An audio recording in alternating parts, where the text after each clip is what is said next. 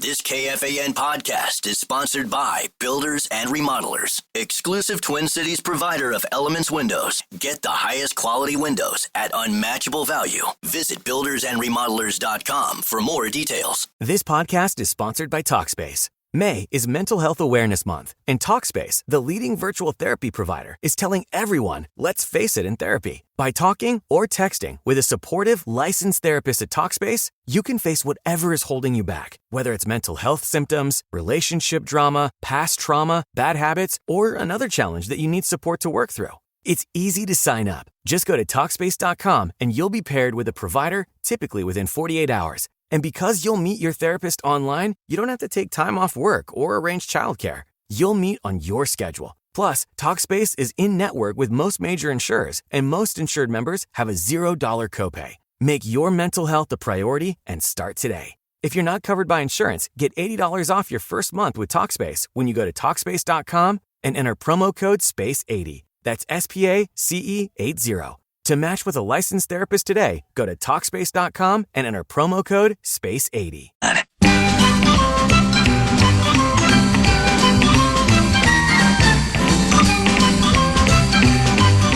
Welcome back. Program Password Invitational quarterfinal number 2. Common out today. He'll be back on Tuesday. Should be just in time for another Program Password Invitational matchup. Corey Cove and Justin Gard will take on Tommy Olson and Zach Halverson Tuesday at 1:15. So make sure you tune into that. What could possibly go wrong with that? Yeah. Expecting loud noises. Yeah. Well, from one of them. Yeah. Yes. As always, you can watch Program Password at KFAN.com/watch. Thanks to Nick Madden for helping us out with that. Happy birthday to Nick Madden today. Happy birthday, Nick. Yeah, so we checked that out at halftime. We checked the old message board at halftime, and we can confirm there's nobody in this audience that wants Tim and I to win. His name's Tim? I thought it was Larry. Had no idea. I didn't know we had a first name. You guys ready to go for the second half? Let's play. It is 45-35. Potential upset in the making. The number 6 seed, Max Fuller Meat Sauce, with a 10-point lead. As always, we played at 80. Should be, I just forgot to cross it out. Yeah, Max and Larry Mondello guy. You guys take a look at the iPad, please. The password is CORE.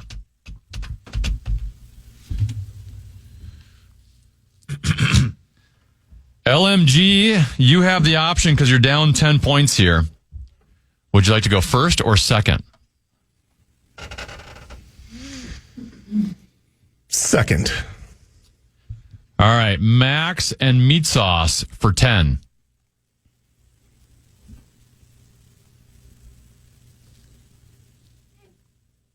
Cove.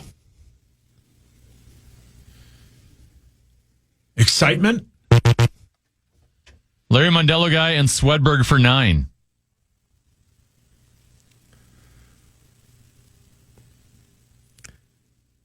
Apple. Core? Yes. That was a good one. I tried to do the Tommy voice. Okay. Yeah. I was wondering if you Didn't work. If you would have said Corey, would that have been I don't think I could change that. No. Yeah, see, I was trying to get him to say Corey. Yeah. Yeah, I don't think I would have allowed you to change that. Say core all the time. Yeah, If it said core, yes. Core. But if it says Corey, it's not the same word. No. That part is, I don't think I could do that. Yeah. All right. We got a 1-point game. Max and Meat Sauce still have the lead, but it's 45-44. Swedberg and Meat Sauce. Take a look at the iPad. The password is slice.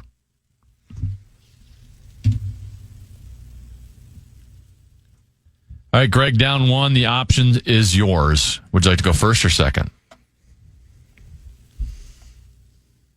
I think I have to go second. All right, Meat Sauce and Max for 10. Pizza. Crust. Swedberg and Larry Mondello guy for 9. Piece. Slice. Damn it. I should have got that. That's all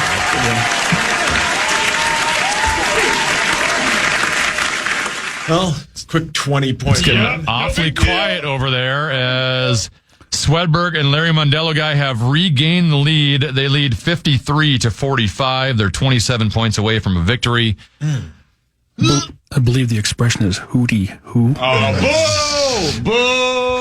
Boo! Max and Larry Mondello guy. Take a look at the iPad, please. The password is video.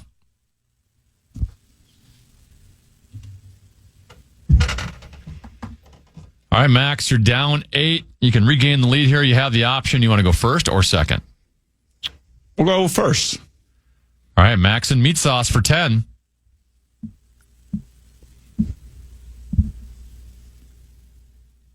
Film. Movie. Larry Mondello guy and Swedberg for 9.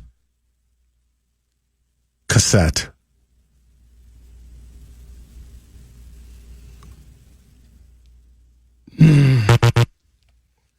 Max and meat sauce for 8. Game. Tape. Larry Mondello guy and Swedberg for 7.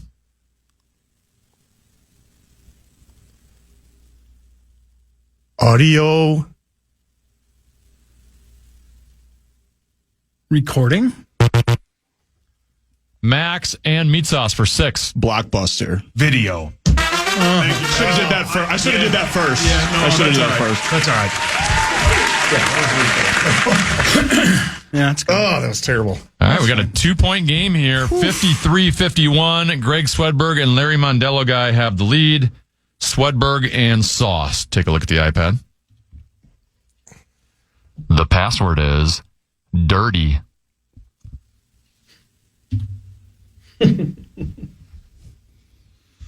All right, Sauce, you're down 2. You can regain the lead here. You have the option. Would you like to go first or second? We'll go first. All right, to regain the lead, meat sauce and Max for 10. Messy. Spill. Swedberg and Larry Mondello guy for 9. Unclean. Dirty. Yeah.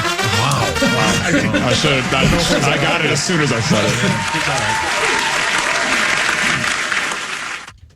Very quiet in that studio in the second half here so far. It's fine. We're good. Not okay.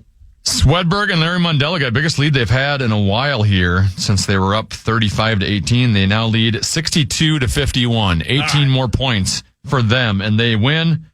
Max and Larry Mondello guy, take a look at the iPad. The password is streak.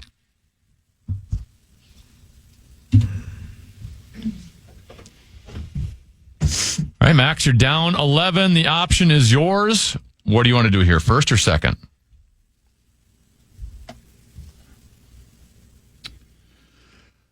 We'll go second. All right. Larry Mondello guy and Swedberg for 10.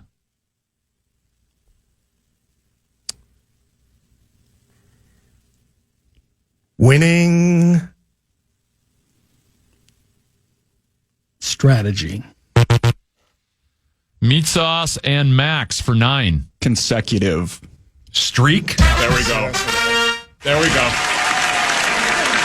Just saving our asses, Saucy. Yeah. Good clue. Thank you. Thank you. 2-point game. Swedberg and Larry Mondello guy lead 62-60. So Greg and Larry, you guys need 18 for the win. Meat sauce and Max, you are 20 points away from victory. Swedberg and Sauce, take a look at the iPad. The password is bun.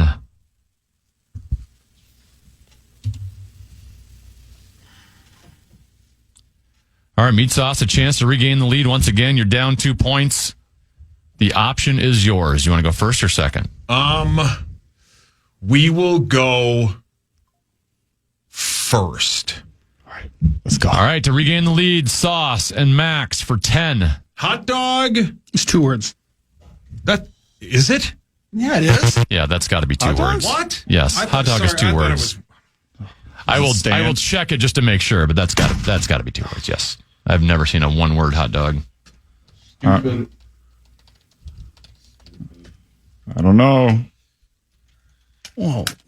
I think it's 1 word. Can I look at my phone? You are. Usually Swedberg is our rules analyst. Come It is on. kind of showing both ways. Yeah. Right. Tommy? Zago? It says, when referring to the action of performing fancy stunts, it can be written as one word, hot dog. Okay. So I think the actual food is 2 words, but if you're saying, hey, I'm going to hot dog, I'm hot dogging, that's 1 word. Is that a false challenge? That is a challenge to 10 points for Let's go! No. It's never worked that way. You challenged. We don't. It's never worked that way. They can run the. No, they clue get the now. points when you lose the challenge. We've always done it that way. Since when? Is this the first time that's ever happened? And you're making a rule? We've always done that. We've never done that. When you challenge the word, if you're incorrect, they get the points. Oh, whatever. That's not. The You way just it took works. away their chance of getting it. No, because you could have easily just answered the question. You could have just responded to the clue. You could easily just challenge everything then and never have any consequences. Well, but why would you? Well, Now I'm out of breath. we always played that way. It's Number been one, a I long said time. it was 2 words. I didn't say I challenged Well, it. if you're talking in the middle of it and interrupting them, that's a challenge. It's your game, whatever. Let's go! Yeah, baby! Do I need to go to Lil B as the rules analyst since you were out? Lil B? No. She wants nothing to do with that.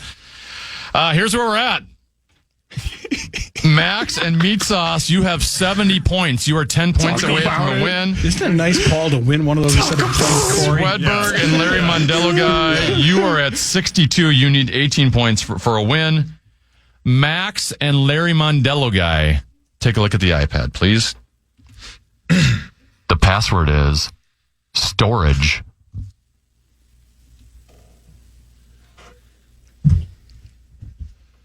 All right, LMG, you're down 8, so the option is yours. Would you like to go first or second?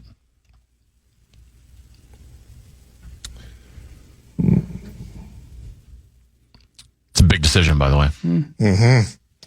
Mm-hmm. 5 seconds. Second. All right, Max and Meat Sauce for 10 and the win. Tupperware? Container? Larry Mondello guy and Swedberg for 9 in the lead.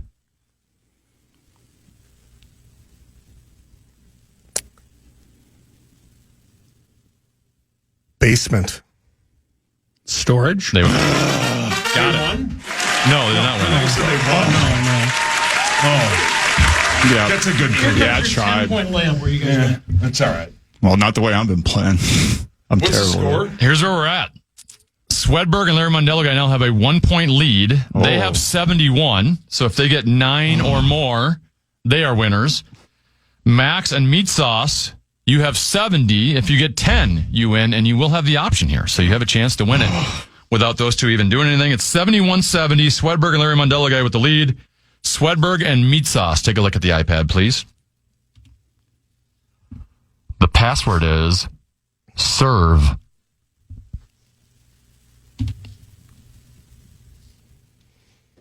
All right, Meat Sauce. Big decision here. You're down 1. You have the option, but you can win with a 10-pointer. Would you like to go first or second?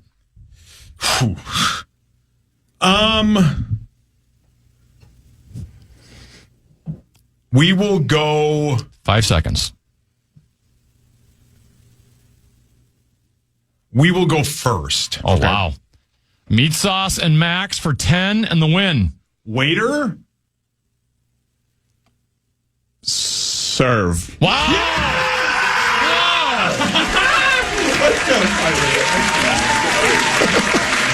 Yes, sir! Yes, sir! I was waiting for you to say server, and then you're going to have to change, but you have to decide between serve or serving. Let's go, sausage! Wow. Let's An go, upset sausage. has happened. Yeah! Or was it just bad seating? Well, I don't. Did you see the records heading into the game? I don't know. I'm not a waiter. I wouldn't know anything about seating. Well, congratulations, Max and Meat Sauce. You guys have advanced. You'll Yes, face sir. the winner of Corey Cove, Justin Gard, and Tommy Skirt. Olson, Zach Halverson. We'll see Tommy in and the Zach in the semis. second round. Greg, I know I'm gonna fire after this, but thanks for coming anyway. Larry Thank Mondello God- guy. Thank God I can get Thank out you of this for coming. stupid tournament now. Thank you for I having don't me. ever have to do it again. Sauce, congratulations with your good luck charm, Louie. You might have to bring him next time. Oh, for sure. Louis gave us that little assist there He that we left. needed. All right, thanks, guys. Kelly Pannek from the Minnesota Frost. She joins on the Tennafitzgerald next.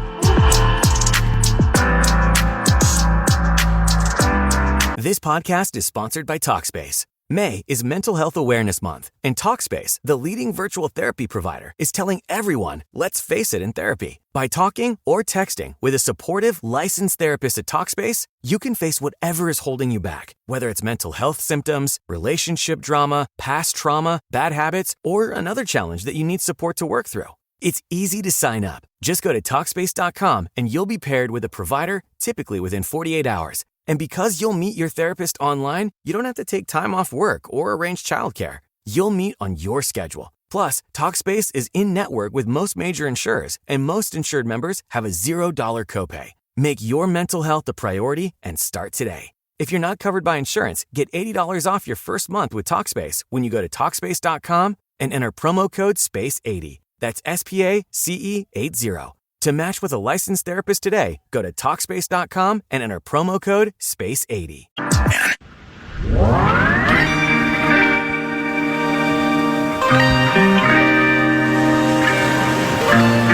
Bonus Box is back on KFAN. We have 9 chances for you to win $1,000 every weekday. That's every hour from 9 a.m. till 5 p.m. To enter keywords and to learn more, head to KFAN.com. Bonus Box is presented by BigDeck.com. A big-time player for Ottawa. Now Chandler Watkins wants to be that for Minnesota. A chance here. They score! Carl Salemi does it again! Carl Salemi, Minnesota's hero tonight to tie the series up at 1. Yes, the Minnesota Frost come back and win in overtime last night in Ottawa by a score of 2-1. They even that that best-of-5 series at 1-1. Game 3 tomorrow in St. Paul at Excelsior Center at 4:00. Now joined by Minnesota Frost forward Kelly Pannek. Kelly, thank you so much for joining today. I really appreciate it. Yeah, thanks for having me on. What has been like the last 24 hours been like with the big game, dramatic comeback last night, getting on a plane back here to Minnesota? Did you get enough sleep? What's been the kind of emotions? Yeah, it's been a crazy couple days really, but getting to Ottawa, kind of settling in, it feels like a short kind of trip compared to I feel like what we've had in the last month or so. But to get that win in game 2 was huge for us, and it makes the plane ride that we get to share with the Ottawa team a little bit easier, and just makes us really excited to play games 3 and 4 now at home, and give ourselves a chance to finish this thing off at home in front of our home fans. What is it with the resiliency of your team? Obviously, just second year of existence, but last year, down in both of those playoff series, come back to win. One, you were down 2-0, and down 1-0 against Toronto after one game, down against Ottawa after one game, and even more so on the verge of losing and being down 2-0 before you come back. What is it about this team that just, I guess, can handle adversity? Yeah, maybe we like to keep things interesting. Yeah. No, I think our coach said it after the game, after game 1, we've never won game 1, and I don't think that's necessarily an ideal plan, but I think it's just there's a little bit of knowing hey, we've been through this before, and whether it's players in our team last year or players that are new this year that have experienced different things throughout their hockey careers, playing in big games, and there is a freedom I think in playing with your back against the wall, when you know that you have nothing to lose except literally just a game. It lets you play with a sense of freedom that I think sometimes when you're, playing with expectations or kind of have some of those what ifs in mind, it can kind of cloud it. But we found a way, and I think, the 6-on-5 ended up being a 6-on-4 at the end of the game last night. Those aren't a given by any means, but just the way our team battled and competed to give ourselves that chance and put us into overtime, which wasn't our best game by any means. So to come away with a win is huge. What was the mindset coming into the series? Because you obviously were scoring a bunch of goals against Toronto, and then you come in against this team that's just had off the charts goaltending, where their goaltender is stopping at 95% of the shots, and the games are going to be low scoring. What was the team's mindset going into the series, and did you feel like you have to adjust for the kind of contrasting styles in the opponent you were facing? Yeah, I don't think it's surprising that these are low-scoring games, just with the way that Ottawa can play. Like, we're fine playing that way as well. I think that's something in our first series this year with Toronto. We kind of were able to figure out the game that we were playing in and play that game. And Ottawa as a team, they're getting great goaltending right now, and they play really hard physical team defense as well. They make it hard to get to the interior of the ice and to get to those good shooting spots, and they block a lot of shots as well. So, and then they're a threat in transition. So there's a lot of different things that you're working with, and I think, we can definitely make some different adjustments, but I think we're a team that's willing to play whatever, type of game, maybe so to speak, while also understanding, like, when we're playing our best, we're keeping things simple. We're getting pucks to the net. We're getting bodies to the net. We're letting the puck do a lot of the work and not trying to overdo it. I know hockey players typically don't like to answer questions about themselves, but I'm going to ask you one anyway. The face-off towards the end of regulation there, right? You guys are down a goal, 21.8 seconds left. As you mentioned, you're on the power play. You're taking the face-off draw. You're on your offhand. What's kind of like your mindset and mentality going into that face-off? Because I think you have to realize, hey, this is a pretty massively huge face-off that's going to happen in this series. So the emotions of handling that mentality, but also trying to figure out what the other center is going to do. Like, what was going through your mind leading up to that draw? Yeah, I mean, truthfully, I didn't have a great face-off day. Game 1, Game 2 was definitely better. And I was going against Gabby Hughes, and we were both on her offsides, and they got the penalty, so they're shorthanded. Still only have 4 players on the ice, and I thought it was really interesting that they put their defender that normally would have been on the wall. She had her go behind her. Yeah. And so all I'm thinking at that point, we have an overloaded, stack on the wall with 2 players, and I'm just thinking if I can hammer this with my forehand to the wall, like, we're going to get possession. And then from there, as much as we can, like, let's get the puck to the middle of the ice, get the puck to the net, get bodies going in that. And it worked out perfectly. I mean, like, it looked like we practiced that a ton. And really, it's just at that point, like, great players on the ice making great plays and doing what we're supposed to. But once they moved that D off the wall, like, it just makes that decision to strong arm it right to the wall a little bit easier. Had they had that D up on the wall, I probably would have tried to maybe win it differently. But at the end of the day, just got to get it anywhere on, whether it's the half line of that dot or behind me, and give my players a chance. When you guys have been discussing, like, how we're gonna, how the team's gonna score goals against this team with their goaltending and their good defensive play, what are the discussions there? I guess I imagine, like, the game winning goal by Curl Salem, just seemed like it was kind of like hardworking, going to the net type of thing, driving to the middle of the ice. Like, what's been kind of the talk of, hey, how do we get pucks behind her? Yeah, I think firstly it's just being willing to shoot the puck. I think that whole play starts with Melissa Watkins, it's getting the puck up and noticing that she has a little bit of a gap that she can work with and trying to shoot. I think that's a big thing too. Like, I think we can be a little bit more quick with the trigger to shoot the puck ourselves. And she got to a good space, tried to shoot it. I think it hit the skate, hit the shin, whatever it does. And then it's just the next wave and layer being hard on the puck at that point. And again, trying to get the puck on net. I think if we can shoot the puck with intention with players at the net, we'll give ourselves a chance. And then ultimately, I think it's making the other team defend. I think they're a team that likes to go up and down the ice, and we can, sometimes we get in that track meet a little bit with them. But if we can keep getting pucks behind them and working them low, I think that that's where we get actually a lot of success. That's where we've had success, I think, against any team. I think every team, it's kind of the same thing of if you can make them defend longer, you're going to usually increase your scoring chances. But then from that point, it's just getting, it's the timing of getting your bodies and your people in the middle of the ice while the puck's getting there as well. We're talking with Minnesota Frost forward Kelly Pannek. The series tied 1-1 with Ottawa. Game 3 is tomorrow afternoon, actually, in St. Paul at 4:00. Obviously, when you're in a low-scoring game, you also got to get good goaltending yourselves. And typically when you see goaltending changes in the playoffs, historically in the game of hockey, Kelly, it's we're one of our goalies is struggling. We're losing confidence in one of them. With you guys, it's just you have 2 good goalies who can play, and and Maddie Rooney, one of us from Andover, she was very good for you guys last night. 37-38. They stopped 37-38. Yeah, she was great for us. I mean, and Nicole is great in game 1. I think she would say she'd rather have that, that overtime goal back, but ultimately too, like, we could have made different decisions as the skaters on the ice, and she made some huge saves throughout game 1 to keep us in it as well. So yeah, with both her, Nicole and Maddie, they provide a sense of calm and compete.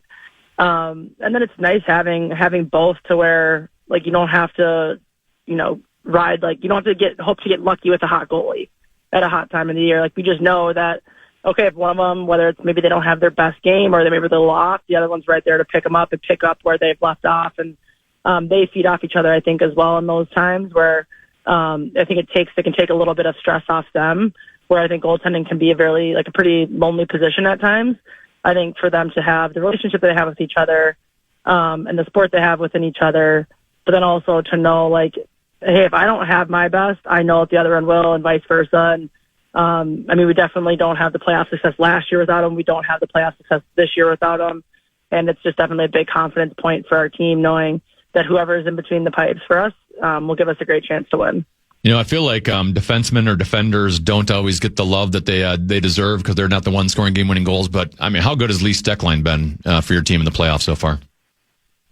Yeah, she's been great for us all year. I think she's being rewarded for it in terms of, goals and assists and good plays. But I think what I've seen, too, from her is, like, she's just willing to maybe take that risk where some other times she wouldn't. Like, she's so defensively responsible that, we need her to be that defensively responsible, defender back there. But I think you've seen a little bit of, whether it's, I don't know if it's confidence. I think she's always been a really confident player.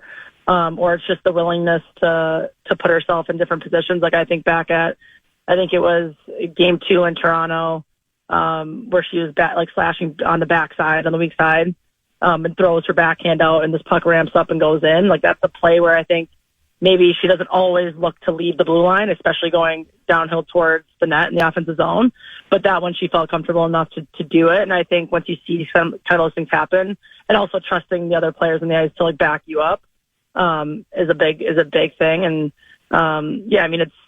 it's obviously huge when you have one of the best defensive players in the world providing offense as well.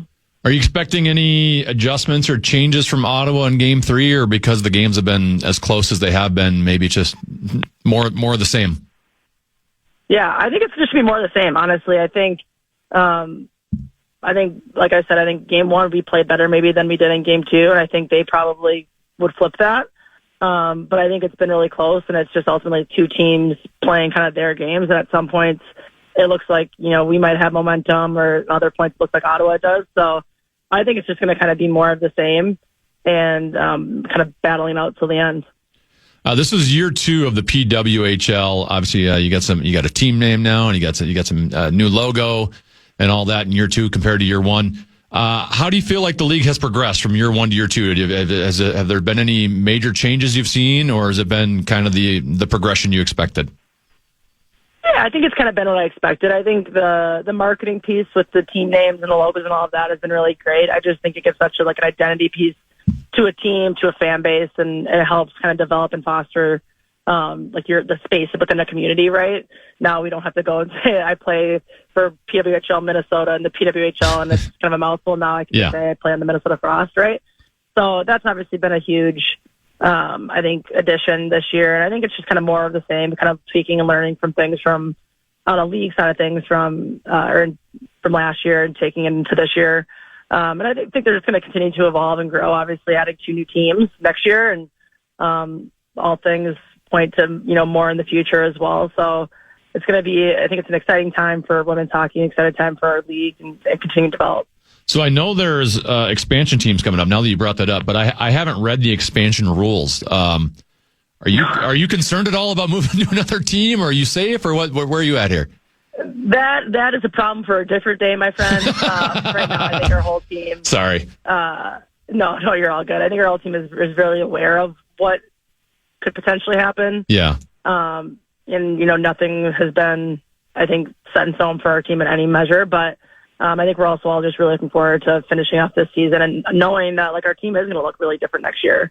Yeah. And we don't know what that means. We know it's just going to be different, and let's take advantage of this opportunity we have together. And we do have a really great group of, players in our locker room and teammates, and it's fun to come to work every day. It's fun to battle with these people every day. So hopefully just make the most of it and end this year on a great note. Poor timing on that question. I apologize. So instead of looking to the future, can I go back 1 month? Can I go in the past? Sure. I want to go back to you and the Americans won gold in the World Championships, beat rival Canada 4-3 in overtime. Your 4th gold medal, your 6th overall medal. Are you getting bored of winning those medals yet, or is it still the same feeling you've had for all of them?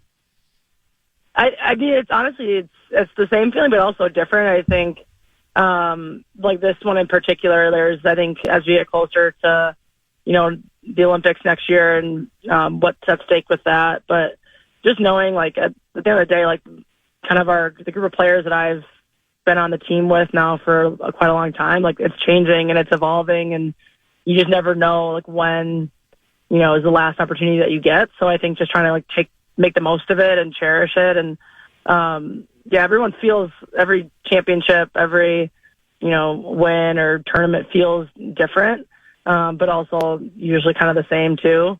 But just truthfully, just always really excited and honored to be there. And, I just know, like, looking back on, having the opportunity to play with Hillary Knight, Kendall Coyne, Alex Carpenter, like, some of these players that are just going to be put down in history as the greatest women's hockey players ever, is really special. And it was played in the Czech Republic. Had you been there before, and what was that experience like? No, that was my first time there. It was great. Clara Himlerova and Denise Sashisheva were really, selling up their country, and I don't think it missed any marks. So, it was great. I mean, there was such a well-attended event. And the fans were awesome, and it really did feel like an elevated world championship. And the city was beautiful. We got to be in Prague for a few days, and then the tournament was a few hours outside of it. But it was a great experience. I would go back for sure, and my teammates weren't wrong about their country. Kelly, I really appreciate your time. Congratulations on the win last night. Good luck tomorrow at XL Energy Center. Yeah, thank you so much. All right, thanks. Kelly Pannek, Minnesota Frost forward. The Frost tied in their series 1-1 with Ottawa after that overtime win last night. Game 3 is at 4:00 tomorrow at XL Energy Center. Looking forward to attending and witnessing it myself. One final segment to go. Brett, you'll be included. Maybe we'll do a little obligatory daily NFL headlines. Ooh. That's next. This podcast is sponsored by Talkspace. May is Mental Health Awareness Month, and Talkspace, the leading virtual therapy provider, is telling everyone, let's face it in therapy. By talking or texting with a supportive, licensed therapist at Talkspace, you can face whatever is holding you back, whether it's mental health symptoms, relationship drama, past trauma, bad habits, or another challenge that you need support to work through. It's easy to sign up. Just go to Talkspace.com and you'll be paired with a provider, typically within 48 hours. And because you'll meet your therapist online, you don't have to take time off work or arrange childcare. You'll meet on your schedule. Plus, Talkspace is in-network with most major insurers, and most insured members have a $0 copay. Make your mental health a priority and start today. If you're not covered by insurance, get $80 off your first month with Talkspace when you go to Talkspace.com and enter promo code SPACE80. That's SPACE80. To match with a licensed therapist today, go to Talkspace.com and enter promo code SPACE80.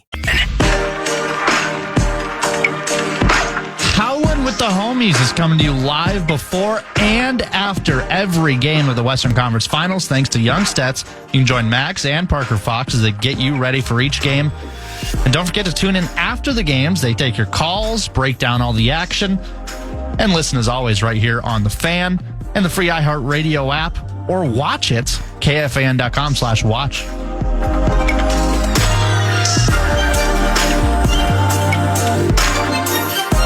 He's Brett Blakemore. I am Brandon Molesky, 10 to be. One more segment of the Tennafitzgerald. I was incorrect on earlier in the show. Common will not be here Monday. That is Memorial Day. Neither of us will be working. That will be best of the Common Man, so we will both be back on Tuesday. And then we have Program Password Invitational games Tuesday and Thursday, both at 1:15 next week. So hopefully you can tune in. Brett, before we get to obligatory, I did want to get to... Where did I put? There we go.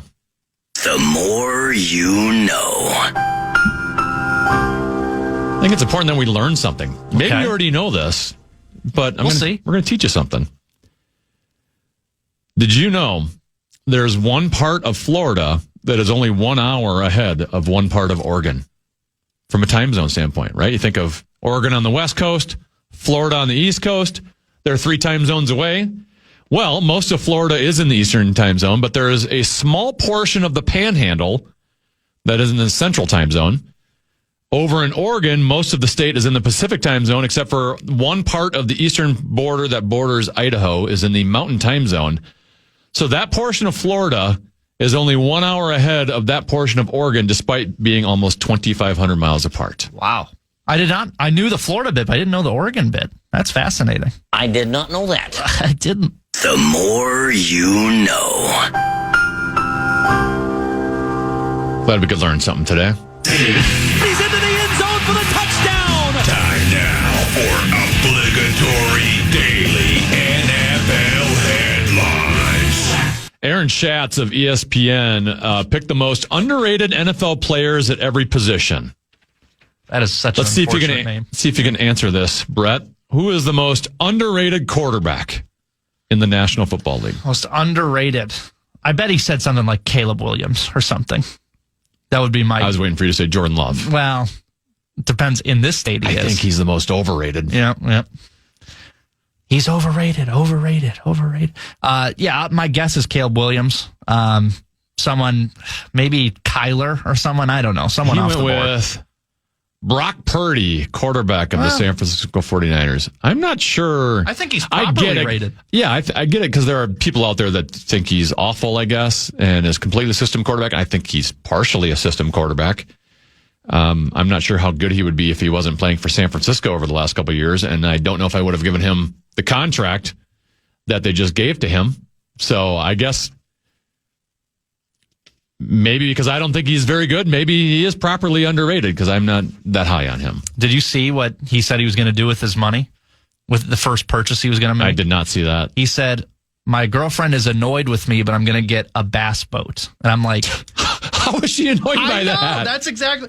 Like, that's not even that big of a purchase for $50 million, you know? He could have afforded the bass boat on his last contract, and he was making like $900,000 a year. God forbid he has hobbies, you know, that he wants to go fishing. Yeah, and she can come.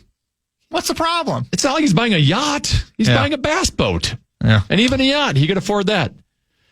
Most underrated running back. I don't know if you'll get this, but I actually agree with this. Chuba Hubbard, Carolina Panthers. He ran for 1,195 rushing yards, 11 touchdowns last season. He ranked 4th among qualifying running backs last year in NFL Next Gen Stats rushing yards over expectations per carry. I actually agree with that. I think he's one of those, at least from a fantasy football standpoint, that's probably flying under the radar a little bit because he's going to get the majority of the carries there. He was pretty successful last season. I think that offense might take a step up in year 3 of Bryce Young. Bryce showed a little bit of life towards the end of last year. And he has, Hubbard I'm talking about now, has no competition in that backfield. They got Rico Dowdle. Jonathan Brooks, who they drafted last year, I think is hurt again.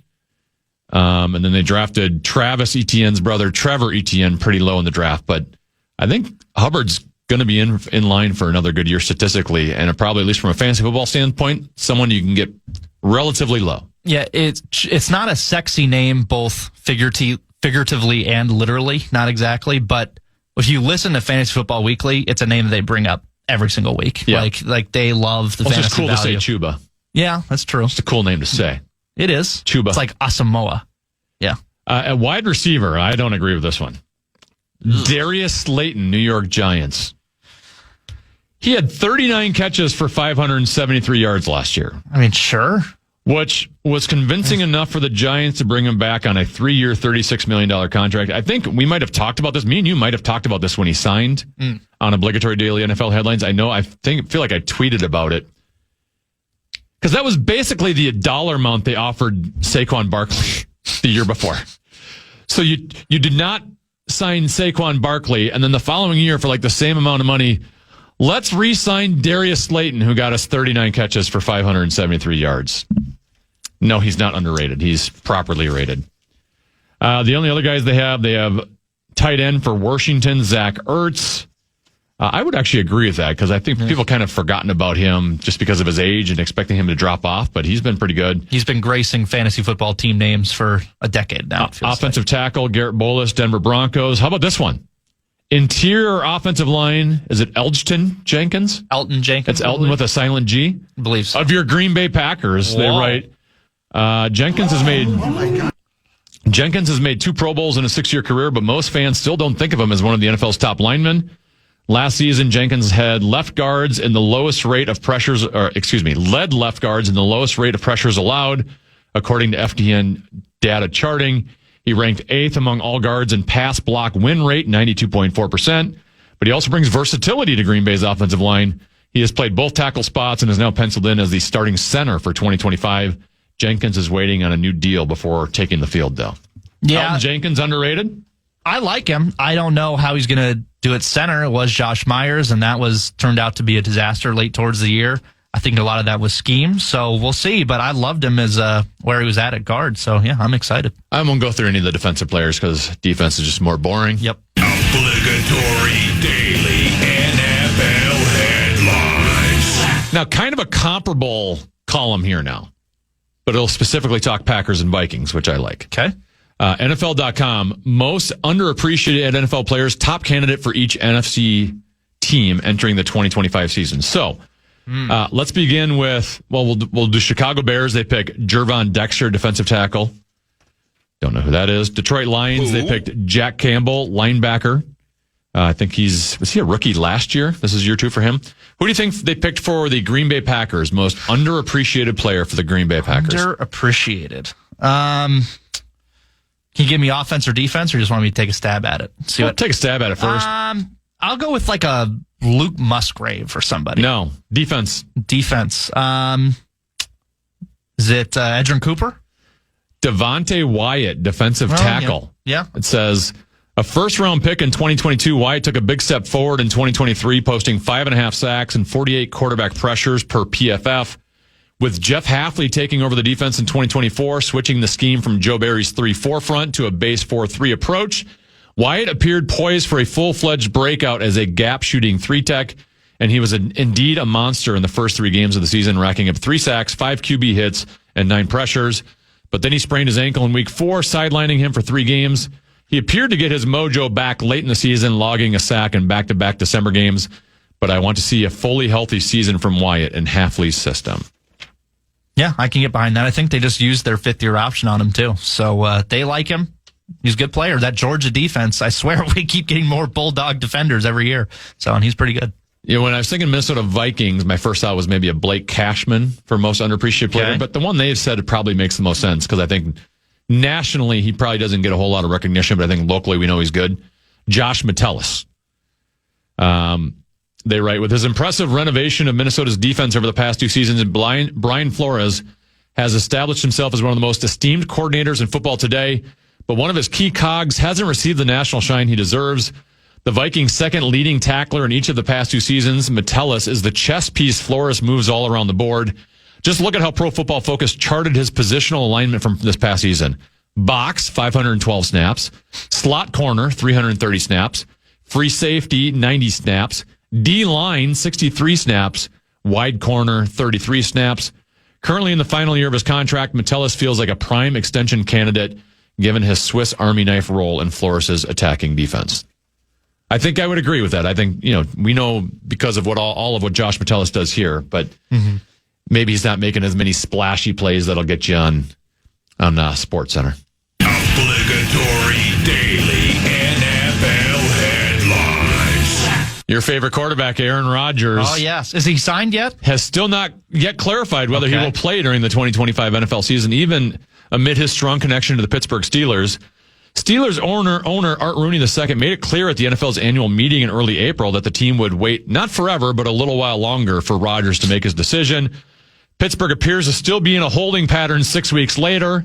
Rooney echoed his patient approach when he was asked about the team's pursuit of Rodgers at this week's NFL owners' meetings in Minneapolis. Quote, a little while longer. I'll say the same thing. So he said a little while longer 6 weeks ago. It's been 6 weeks. Here's what you need to know, Brett. For the longest time, we were wondering, there's maybe a little flirtation with the Minnesota Vikings. Does he want to come here? Is he waiting it out? I think now it's pretty evident that he just doesn't want to do off-season stuff. Let me give you some dates here, Brett. Okay. Steelers OTAs begins in 4 days. That'll be May 27th through June 5th. He ain't signing before June 5th. You're breaking up. Now they have mandatory minicamp June 10th through June 12th. Is it possible after OTAs, maybe he shows up for mandatory minicamp for those 3 days? So I'm saying he's definitely not signing before June 5th and probably not signing before June 12th. But at some point after June 12th, I bet you the week after June 12th, because he knows he won't have to show up till training camp, Aaron Rodgers will become a Pittsburgh Steeler. What do you think the odds are that he has a playbook somewhere, either on his laptop or physically or an iPad, and he's looking at things even though he hasn't signed yet? I feel like it. They know he's coming there. Otherwise, they would have filled the spot by now. You would think. The more you know. Another one. Yeah, you want another one? Sure. Have you heard of Kijang-dong in North Korea? I have not. Should I have? Well, it's a village in North Korea. Okay. Or is it? It's seemingly an idyllic village in North Korea's demilitarized zone. But it's a fake town. The village is actually a concrete shell with no windows, buildings, or interior rooms. It is built to appear as a modern, prosperous community with high rises and low-slung buildings. It's used as a propaganda tool. North Korea claims the village is a working community, but is actually a tool of propaganda to encourage defections into North Korea from South Korea. The buildings are brightly painted and have windows painted on, while others appear to be shells. It has a massive flagpole, the tallest in the world for a time, and was erected to be visible across the DMZ, further contributing to the propaganda effect. Until 2004, loudspeakers broadcasted propaganda messages, including communist operas and patriotic marching music, into South Korea. South Korea at one point retaliated with loudspeakers broadcasting K-pop music and by building a shorter flagpole in their portion of the DMZ. So in North Korea, right on the border, they have built what appears visually to look like a city to try to make people from South Korea go, hey, I want to go live there. But there's nothing going on there. There's no people there. I wonder what the success rate of that is. The more you know. All right, that's it. Thanks to Kelly Pannek, Trent Tucker, Lil B, all the guys who showed up on Program Passer Invitational, Nick Madden for helping out. And Brett, thank you for helping today, Brett. Appreciate it. Anytime. Thanks to, obviously, Memorial Day. Thanks to all the veterans who sacrificed for us to be able to have freedom and have some goofy fun on the air for a little bit. It's been a good day. Thank you. Listen back to any of Common Man's programs by podcasting on the iHeartRadio app or KFAN.com. This podcast is sponsored by Talkspace. May is Mental Health Awareness Month, and Talkspace, the leading virtual therapy provider, is telling everyone, let's face it in therapy. By talking or texting with a supportive, licensed therapist at Talkspace, you can face whatever is holding you back, whether it's mental health symptoms, relationship drama, past trauma, bad habits, or another challenge that you need support to work through. It's easy to sign up. Just go to Talkspace.com and you'll be paired with a provider, typically within 48 hours. And because you'll meet your therapist online, you don't have to take time off work or arrange childcare. You'll meet on your schedule. Plus, Talkspace is in-network with most major insurers, and most insured members have a $0 copay. Make your mental health a priority and start today. If you're not covered by insurance, get $80 off your first month with Talkspace when you go to Talkspace.com and enter promo code SPACE80. That's SPACE80. To match with a licensed therapist today, go to Talkspace.com and enter promo code SPACE80.